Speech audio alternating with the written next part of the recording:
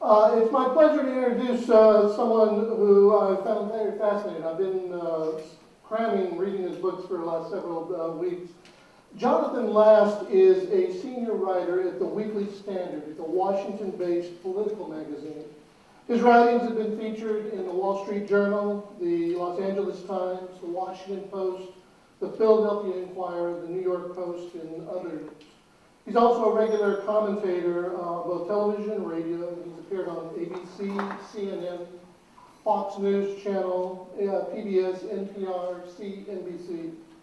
Last regularly writes data-driven analysis of demographic trends. That'll get you invited to a lot of parties, I'm sure. He's been looking at the American birth rate, voting patterns, and in particular, the collapsing fertility rate around the world. His first book came out in February, and it's called What to Expect When No One's Expecting America's Coming Demographic Disaster. I present to Jonathan Last.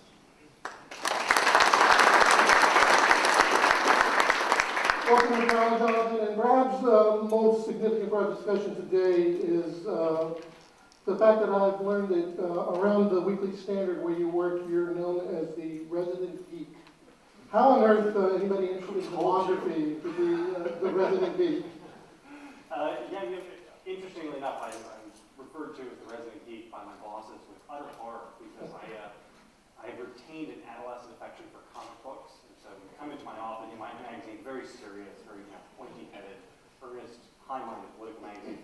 You walk into my office and it's framed comic books with Nick Fury and Green Lantern and a big Batman poster. And every time my boss Bill Crystal walks in, he sort of looks around himself, and I can see him going through the mental calculus of, is it time for me to get rid of this kid?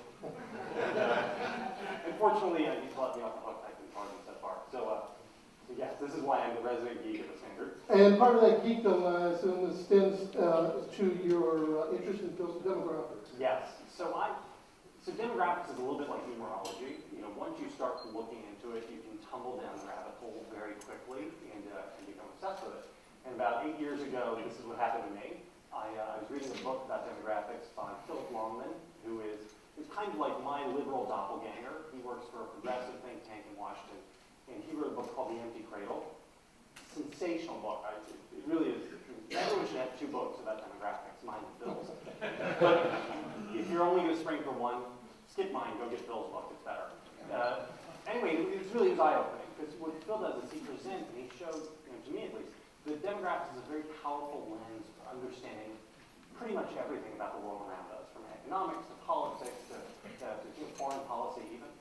And so I read this book, and I sort of, fell in love with it, and I started reading everything else Phil had ever written. And then I realized he works 2 blocks from me in Washington. And so I just sort of cold called him. I called him up and I said, hey, Mr. Longman, my name's Jonathan Last. I'm on the other side and everything, but I love you. Could I buy you lunch? And he turned out to be this great guy. And he said, boy, you're really into this stuff. Yeah, boy, am I. Like reading heavy, like a middle score on a date. And he said, you should read this and this, and you should go call this guy, and tell him I sent you. And so that's how I started into this. And so I was sort of obsessed about this stuff for 5 or 6 years, and then figured that I actually had something to say myself, and so came the book. And that obsession led to a very fascinating book, at times scary. Tell me the thesis of this book. What's the main contention you're trying to make in this book? So the thesis is we're not having enough babies. If you look around, you guys know what the total fertility rate is. Total fertility rate is the average number of kids that the average woman in society has over the course of her lifetime. The golden number, when we talk about the total fertility rate, is 2.1. You need to have a 2.1 TFR in order to keep your population stable over time. If you're above 2.1, your population grows. Below 2.1, population falls. We've been below 2.1 in America since 1973. We had touched that golden mark just briefly, once or twice for a couple of years, but we've been steadily below it. We would be much, much further below it than we are now if not for immigration. We can talk about that later. But it's not just America. This is what it was just America that this was happening in, and we wouldn't really worry. We'd worry for ourselves, but we wouldn't be too concerned. But what happened is, beginning in the late 1960s, fertility rates all across the world began find sub-replacement in the West first, in Europe and America, and then in the 1980s, that spread to the developing world. So you saw the same thing happening in Asia, the same thing happening in most parts of Africa, in the Middle East, even in Central and South America. And so right now, we have 97% of the world's population living in countries where the fertility rate is falling precipitously. And so this is leading us to a future in which the population globally is probably going to shrink. We think sometime in the next 50 years or so it will peak and then begin shrinking. But what really worries us is, before your population shrinks, is it gets very old. And when you wind up with a very old population, that winds up presenting lots of problems. Well, Steve Elanius, as pastor, is here, and this is a great opportunity to introduce the concept of the end of the world. Is this where we're headed? I mean, what are the implications of a declining fertility rate? The geezer apocalypse, as I call it. So here's what happens. So when your fertility rate gets very low, all of a sudden, think about it this way. If I had a whiteboard, I'd do some pictures for you. In a normal society where your fertility rate is just at the replacement rate, your population profile looks like the Washington Monument, right? It's an obelisk, so you have, the number of 10-year-olds is basically the same as the number of 12, 20-year-olds, and it begins narrowing out a little bit as people get over 50. In a sub-replacement society, that obelisk is actually an inverted pyramid. So you have many more old people than you do young people.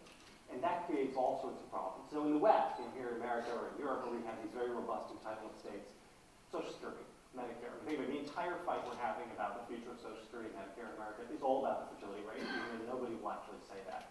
It's because we just don't have enough workers to support the growing number of retirees. But you then have all these macroeconomic problems as well, right? Consumption patterns change as a society gets older. You wind up with labor shortages. You wind up with really shifting capital pools. Think about the different ways that like a 30-year-old couple uses their investments and the different ways that a 65 or a 70-year-old couple uses their investments. And when we look at this, and we want to figure out, so what does it mean to get older and grayer? We'll look at what Japan has been going through. You guys are, this is a mature crowd. You guys remember the 1980s when Japan was taking over the world? Remember, like every year, like clockwork, Time and Newsweek would do a cover story about how, by the year 2000, everyone in America would have to speak Japanese if they wanted a job. Right? And Japanese investors had bought up huge chunks of Manhattan real estate. They bought Rockefeller Center. They bought movie studios. We had these weird xenophobic movies like Gung Ho about Japanese car executives taking over Detroit auto plants. Remember this? And so in the middle of this, as Japan was the height of their powers, Japanese demographers were writing white paper after white paper saying, danger, danger, danger, danger. Someone look at this. Look at our fertility rate. Look at the age composition of our population. This isn't sustainable. We're going to wind up in trouble. Sure enough, 1991, Japan enters into a recession. For 10 years, they called it the lost decade. They're in year 23 of the lost decade now. And there's pretty broad agreement over there among both the demographers and the economists that all of this is really, it's a demographic-based recession. They have too many old people, not enough young people. And so this is sort of, again, it's the wholeness of it, that the whole world is basically going to be going through these changes and dislocations in serial. That happened in Japan first, will happen then in Asia. You sort of imagine the line, the old person line, sweeping across the globe. And so our concern is, again, not that it isn't that just that it's Japan, it isn't just that it's America, it isn't just that it's Germany, it's that it's everybody going through it in rapid succession. And you can see how that could have destabilizing effects, right? I mean, we're a very interconnected world. If just one country has a big problem like this, well, that's fine, they'll muddle through. But when everybody does, it winds up affecting, it can have a chain reaction. Let's bring it back home. You said the total fertility rate, the golden number is 2.1. What is America's fertility rate right now? So right now we're at 1.93, which is, truth be told, great. That's like having the best house in a bad neighborhood. And if the people who study this stuff for a living thought that 1.93 was sustainable and that was where we were going to be for a while, I wouldn't have written a book. Because 1.93 is fine. With the levels of immigration we have in America, you can sustain with that. That's fine. The trouble is that all the indicators suggest that 1.93 is just a way station, that we haven't touched bottom yet, that we're moving to bottom. There are no examples of countries going sub-replacement, dipping below the golden number, and then staying there. Everybody inexorably trends down towards what is called lowest low fertility, around 1.4, 1.5. And so when you look at America, so understand this is a macro trend. Most countries, all countries head that way. In America, it looks like we're heading that way too. So I assume we'll talk about immigration more eventually. So if you run the numbers and you strip America's fertility rate out, you just take away the 38 million immigrants we've had over the last 3 decades, all of a sudden our fertility numbers look much more like Germany here in America. And so then you have to say to yourself, okay, so we've been buoyed by Hispanic immigration. What happens, A, if Hispanics start behaving like everybody else? And in fact, they are. Hispanic fertility in America is dropping faster than all the other ethnic and racial groups. And B, what happens if those sources of immigration dry up? Historically, when you look around the world, countries that have gone below the golden number, below 2.1, they stop being sources of out-migration. People stop out-migrating. And so what happens if Mexico goes sub-replacement? Does Mexico continue to send immigrants out to the world? We don't know, but we're going to find out, right? Because Mexico has just now hit 2.1. I mean, that's sort of amazing. A lot of people don't realize, I probably do because you live here. But Mexico's fertility rate now is just about a hair above where we are in the United States. It's an incredibly rapid collapse. They've dropped, it's like a 65 or 70% reduction in fertility over the course of 30 years, which is an unbelievable pace. And so what happens if 10 years from now, as most demographers think, the Mexican fertility rate is below the fertility rate in the United States? Are we able to get many immigrants from Mexico even if we want them? And so this is why people think in the long term, we're actually probably heading towards a world where American fertility is around 1.7, 1.6, and what happens then? Now, if you could break it down by race and ethnicity, and then give me a pat on the back. Okay. So in general, so you have the lowest fertility rate among the ethnic types is whites. White fertility is about 1.7. You go up African Americans, pretty healthy fertility rate, just over 2, about 2.05. And then you get to Hispanic fertility, which is pretty high, at 2.4, 2.5, which is great.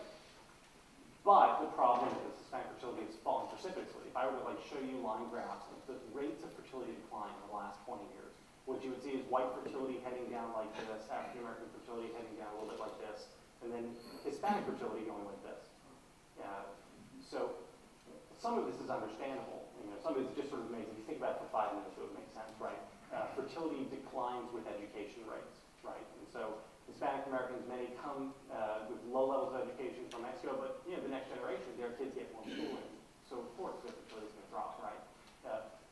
But when demographers try to isolate what they call the education effect, which is for every year of schooling, the percentage of fertility decline that manifests in a woman, and they find that the education effect is pretty constant for whites and blacks. It is 9x, it is 9 times as strong for Hispanic Americans, which is incredibly powerful. And so this is why I say to my Hispanic friends, let's get drunk and make some bad decisions.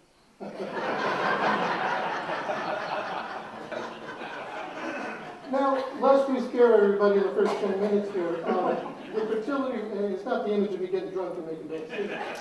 It's the idea that the fertility rate in this country has been declining since the founding of the country, correct? Right.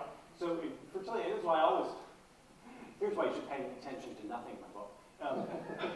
So we don't know the future, right? And in fact, you guys probably remember that, remember the Paul Ehrlich book, The Population Bomb, right, written in 1968? So that book has largely shaped our understanding of fertility and of demographics in America. It's totally wrong, absolutely wrong. Everything we know about demographics in the popular mind is wrong because it's a stupid book by Paul Ehrlich.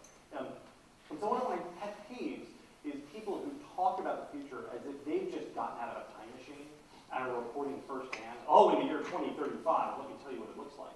And nobody knows. And the example of this is exactly what you said. So if I were to show you the graph of fertility in America, going back to the founding, steep decline, one uninterrupted decline until 1946. And so in 1945, if you had come to me and said, I'll bet you $1,000 that starting next year the fertility rate is going to double and stay doubled for a generation, I would have said, sure, I'll take that action, because there was zero precedent in American history for something like that happening. But of course, that's what happened. That's the baby boom, right? The baby boom comes along, the fertility rate in America doubles almost overnight. It stays doubled for about 26 years. And this is an amazing thing. So the lesson of this is that unexpected things happen, right? The projections we have now, we are foolish if we just project them in a straight line out. All we can do is sort of understand, okay, where are we now? Try to understand how we got here, and understand what the possible futures look like. And so this is why, maybe we won't have a user apocalypse. Maybe people will, we'll have a second awakening. People will decide to have more babies. But that said, I don't think we should bank on that sort of thing. It's worth having a conversation, which is why I wrote the book and why we're talking here. Now, you mentioned the book, The Population Bomb, came out in the 60s, and it was the foundation for a lot of everybody's here image of where we stand worldwide and concerns. And frankly, I was surprised when you talked about a declining fertility rate. So should we be relieved that the world's not becoming overpopulated or concerned? I'm not relieved. So Paul Ehrlich, you guys, very few people actually know this. So he made $1 bazillion writing about demographics. His training is as an entomologist. He's a butterfly specialist. So he wrote this book. His assumption is that human population dynamics mirror the behaviors of butterflies. And so, in a butterfly colony, which exists in a very defined space, which has no social organization, which has no economics, etc., well, they multiply, they exhaust resources, and then they die out. And he just thought, yeah, okay, that'll happen to people too. And he sold 3 million copies of his book. Not that I'm jealous. So he warns that, he says within a handful of years, he writes this in 1968, within like 3 years, we're going to see hundreds of millions of people starving to death because fertility rates are going to keep increasing and population is going to increase asymptotically to the moon. And of course, this isn't what happens because as he's writing this in 1968, that's when fertility decline sets in the West and then begins spreading across the globe. I would say so here's my concern. I am not concerned about the long term because this isn't a question, again, we aren't butterflies, and this isn't a question of like human extinction, right? In any group, any population group where the fertility rate is 1.5, there are going to be subgroups which are having babies, and you can tell when you sort them out by different markers. You can find who the people are who are having babies. We can talk about that more if you're interested. So in the long run, these people, the people who get busy, will inherit the earth, right? And so that's not big. The concern is we're heading towards some dystopian future where there are no people left because we don't have kids. The concern is the medium run. It's what happens as we go from here to there, because we've built this nice little Western civilization we've got here with all sorts of pretty liberal ideas about human rights and human dignity. We have this welfare state that we've built up, and we may have some quibbles about the welfare state as it's run. Maybe we think it's too generous, or maybe we think it's not generous enough. But on the whole, we like democracy, we like liberalism with a capital L. Can that survive the transition to whatever that long-term future is? And that's what concerns me. Because, again, I'm not predicting doom. I say this a few times before. I'm not here to sell doom. This is not Mad Max with old people, right? But on the other hand, think about China, for instance, right? China has really, really bad demographics. China, in a couple of years, is going to have 300 million old people. Because of their one-child policy, almost no family structure to take care of these old people, and they don't have Social Security, no pension system. So what does China do with that? Well, think about what China has done within living memory. During Cultural Revolution, they killed, 50, 60 million of their own people? I don't know. I mean, that's unthinkable in America, but to the Chinese authoritarian mind, maybe that's a policy option. And you can start to see how things could unravel a little bit. Think that over. People don't understand this. There's a big fear about Muslim fertility out in the Muslim world. There's a sector of my conservative world where everybody's going crazy about Muslim fertility. Iran's fertility rate is 1.7. It's lower than ours here in America. Iran has a lot of problems as a result of that. So you have this totally crazy regime, in Iran, which is violently anti-American, which is pursuing nuclear weapons, and which is going to go through the same dislocations of having all these old people and not enough resources to support them, and all the sort of instability that comes with that. So what happens in Iran? And again, it's when you connect all these dots together that makes you worry about the medium run. It makes you worry about what happens over the next 40 or 50 years as we get to the long run, where the people who have had kids inherit the earth.